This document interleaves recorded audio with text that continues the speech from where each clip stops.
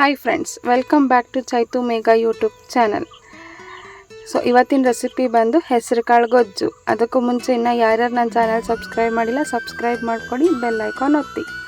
So ಹೇಗೆ ಮಾಡೋದು ನೋಡೋಣ. ನಾನು ರುಬ್ಬಕ್ಕೆ ಐಟಮ್ಸ್ ತೊಗೊಂಡಿದ್ದೀನಿ. ಶುಂಠಿ, ಬೆಳ್ಳುಳ್ಳಿ, ಕಡಲೆ, ಕಾಯಿ ಹಾಗೂ ಚಕ್ಕೆ, ಲವಂಗ ಇಷ್ಟನ್ನು ಮಿಕ್ಸಿ ಜಾರ್ಗೆ ಹಾಕ್ಕೊಂಡು ಫೈನ್ ಪೇಸ್ಟ್ ಮಾಡ್ಕೋಬೇಕು. ಇದ್ರ ಜೊತೆಗೆ ಕೊತ್ತಂಬರಿ ಇದ್ದರೆ ಆ್ಯಡ್ ಮಾಡ್ಕೋಬೋದು.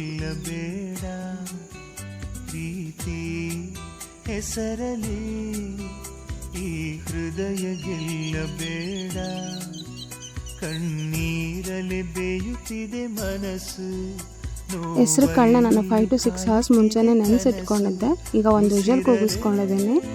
ಈರುಳ್ಳಿ ಮತ್ತು ಟೊಮೆಟೊ ಹಾಕ್ಕೊಂಡು 2 ಈರುಳ್ಳಿ 1/2 ಟೊಮೆಟೊ ಹಾಕ್ಕೊಂಡು ಕೂಗಿಸ್ಕೊಂಡಿದ್ದೀನಿ. ಇದಕ್ಕೆ ನೀವು ಬದನೆಕಾಯಿ ಮತ್ತು ಗೆಡ್ಡೆಕೋಸು, ಆಲೂಗಡ್ಡೆ, ಬಾಳೆಕಾಯಿ ಬೇಕಿದ್ದರೂ ಆಪ್ಷನಲ್ ಆಗಿ ಆ್ಯಡ್ ಮಾಡ್ಕೋಬೋದು. ನಾನು ಬದನೆಕಾಯಿ, ಗೆಡ್ಡೆಕೋಸು ಹಾಕ್ಕೊಂಡಿದ್ದೀನಿ.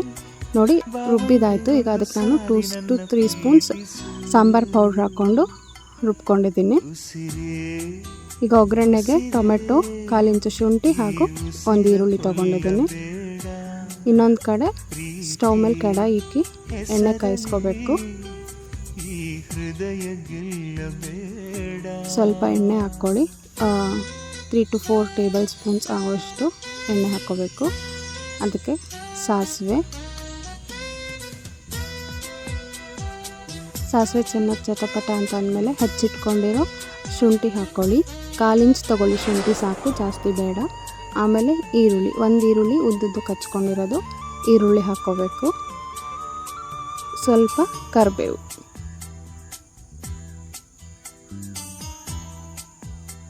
ಹಾಕ್ಕೊಂಡು ಚೆನ್ನಾಗಿ ಫ್ರೈ ಮಾಡಿ, ಈರುಳ್ಳಿ ಸ್ವಲ್ಪ ಕಲರ್ ಬರೋವರೆಗೂ.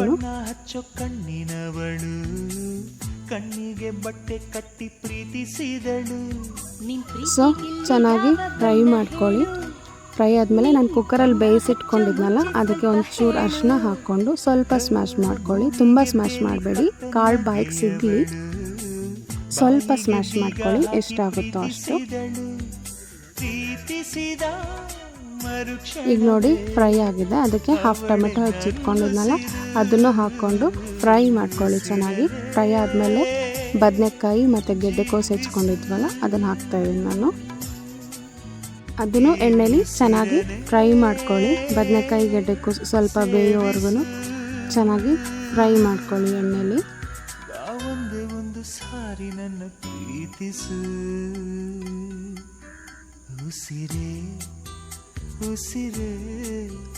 ನಂತರ ಅದಕ್ಕೆ 1.5 ಸ್ಪೂನ್ ಖಾರ, ಧನಿಯಾ ಪುಡಿ ಮತ್ತು 1/4 ಚಮಚ ಗರಂ ಮಸಾಲ ತಗೊಳ್ಳಿ. ಆಮೇಲೆ ರುಬ್ಬಿದ ಮಿಶ್ರಣವನ್ನು ಬಾಣಲಿಗೆ ಹಾಕಿ ಬದನೆಕಾಯಿ ಮತ್ತು ಗೆಡ್ಡೆಕೋಸು ಎಲ್ಲ ಬೆಂದ ಮೇಲೆ ರುಬ್ಬಿರೋದನ್ನು ಹಾಕ್ಕೊಳ್ಳಿ. ಹಾಕ್ಕೊಂಡು ನಿಮಗೆ ಎಷ್ಟು ಬೇಕೋ ಅಷ್ಟು ನೀರು ಹಾಕ್ಕೊಳ್ಳಿ, ಆ ಖಾರ ಎಲ್ಲ ಇದಾಗೋವರೆಗೂ. ಆಮೇಲೆ ಸ್ಪೈಸಸ್ ಹಾಕಿ, ಖಾರದ ಪುಡಿ, ಗರಂ ಮಸಾಲ ಮತ್ತು ಧನಿಯಾ ಪುಡಿ ಅಷ್ಟನ್ನು ಹಾಕ್ಕೊಂಡು ಒಂದು ಮಿಕ್ಸ್ ಕೊಡಿ.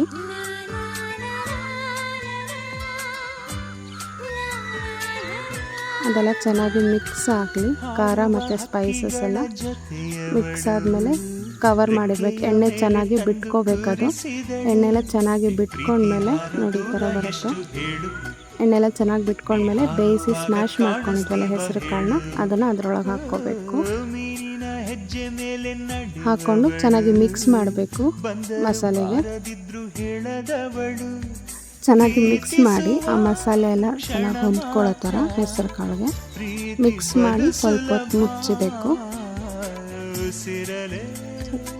ರುಚಿಗೆ ತಕ್ಕಷ್ಟು ಉಪ್ಪು ಹಾಕ್ಕೊಳ್ಳಿ. ಹಾಕ್ಕೊಂಡು ಮಿಕ್ಸ್ ಮಾಡಿ ಈಗ ಸ್ವಲ್ಪ ಹೊತ್ತು ಮುಚ್ಚಿಡಿ. ಅದೆಲ್ಲ ಚೆನ್ನಾಗಿ ಬೇಯಲಿ. ನೋಡಿ ಈಗ ಎಣ್ಣೆ ಬಿಟ್ಕೊಂಡಿದೆ. ಎಣ್ಣೆ ಬಿಟ್ಕೊಂಡು ಫೈನಲ್ ಆಗಿ ಗೊಜ್ಜು ರೆಡಿಯಾಗಿದೆ.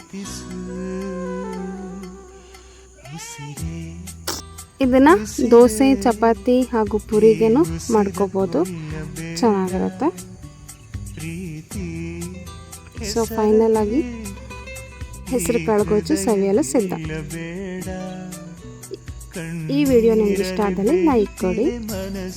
ತಿನ್ನಲು ಇಷ್ಟಪಡುವ ಜನರು ಯಾವಾಗಲೂ ಉತ್ತಮ ವ್ಯಕ್ತಿಗಳಾಗಿರುತ್ತಾರೆ. Thank you so much.